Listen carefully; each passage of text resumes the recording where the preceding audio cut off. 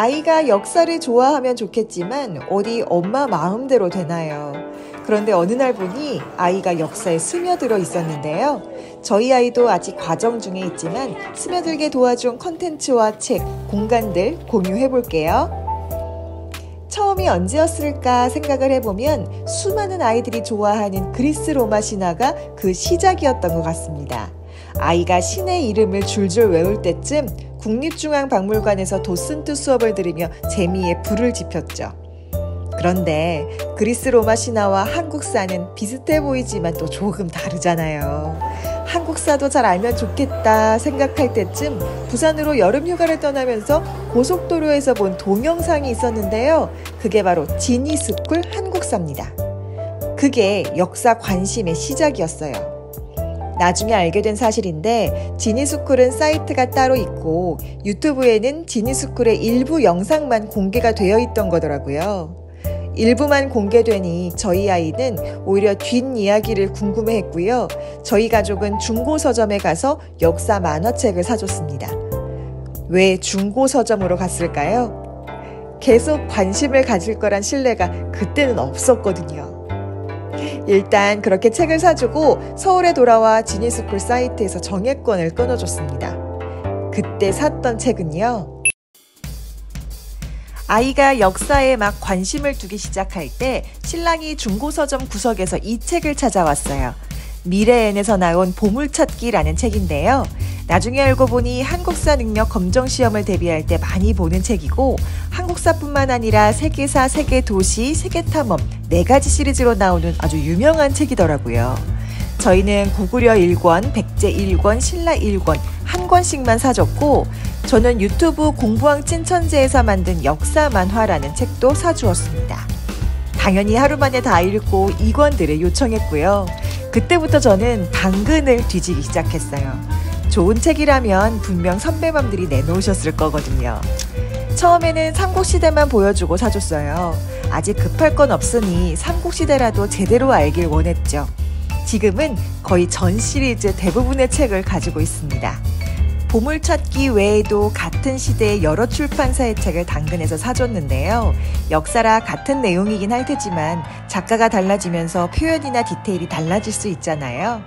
그렇게 저희 집에 있는 역사책들을 소개해보자면 앞서 소개한 미래엔에서 나온 보물찾기 외에 저희 집에 있는 역사책들을 소개해보면요. 아이가 어렸을 때 일찍이 들여놨던 아람의 아우라 한국사. 아람이 책은 쉽고 재미있게 잘 만들잖아요. 세일펜으로도 가능하고요.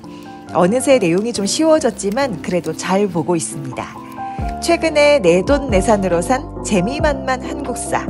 이 책으로도 한국사에 발들인 아이들이 많다고 하더라고요. 아이가 졸라서 당근으로 산 예림당의 Y 한국사. 구석기 시대부터 조선 후기까지 5권으로 아주 요점만 딱입니다.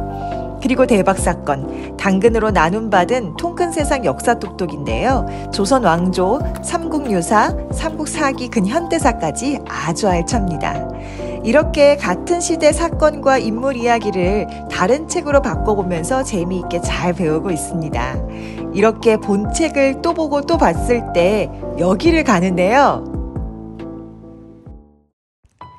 아이가 역사에 빠져 있을 때 국립중앙박물관을 갑니다. 도슨트 선생님과 함께 보면서 들으면서 공부하는 현장 수업은 책과는 또 다른 재미와 깊이를 줄 것 같더라고요. 갈 때마다 이런 공간이 있다는 것에 정말 국뽕이 넘치고 감사함을 절로 느끼게 됩니다. 그리고 박물관에 가보면 알 수 있어요. 역사를 좋아하는 어린아이들이 정말 너무 많다는 걸. 우리 아이는 지극히 평범하다는 것을요. 국립중앙박물관은 유물 위주, 전쟁기념관은 전쟁 위주라 사실 아이가 가장 쉽게 다가가고 있는 인물 위주의 설명들을 다 들을 수는 없지만요. 그래도 뭐 그만큼 다른 것이 채워질 테니 너무 좋은 시간이 될 테죠. 2시간 꼬박 부모와 헤어져서 수업을 듣는데도 정말 좋아합니다. 초반에 삼국시대 수업을 통해서 아이가 이런 것을 깨닫고 왔더라고요. 그 역사는 우리가 지어낸 게 있으니까. 근데 이 역사에 가짜 역사 사이에서 진짜가 나온다는 거지. 모두 진짜는 아닐 수 있다는 것을 알면서도 그 흔적을 통해 조상들의 과거를 알아가고 배워가는 것이 역사다. 뭐 이거면 된 거죠. 저는 적절한 시기에 재미를 부채질해주는 것이 부모의 역할이라고 생각합니다. 그걸 아이가 받아들이지 않는다면 어쩔 순 없지만 아이들은 늘 받아들일 준비가 되어 있더라고요. 그리고 박물관 내에 다녀온 곳이 있어요. 매년 경복궁, 덕수궁, 창경궁은 궁 야간 투어를 하잖아요.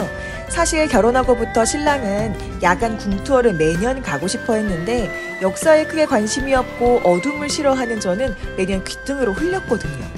그런데 아이가 역사에 관심을 두니 바로 예약하게 되더라고요. 엄마란 참. 그렇게 이번 가을 저희 가족은 창경궁을 선택했고 창경궁과 관련된 이야기를 먼저 찾아보고 도슨트 수업을 들었습니다.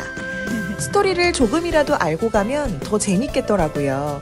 아이가 궁금한 것들을 선생님께 여쭤보기도 하고요. 과거의 스토리를 연상하면서 그 공간들을 살펴보게 되잖아요. 박물관 가는 또 다른 재미가 있더라고요. 어른과 함께하는 투어지만 각 가족마다 아이들이 껴있었거든요. 결국엔 다 아이 때문에 온 거라는 거죠.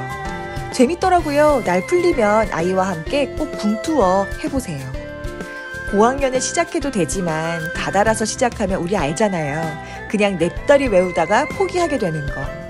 우연이었지만 아주 평범한 저희 아이에게 통한 방식이니 아직 역사에 관심이 없는 초등학생이라면 한번 툭 던져보세요. 얻어 걸릴지도 모르잖아요.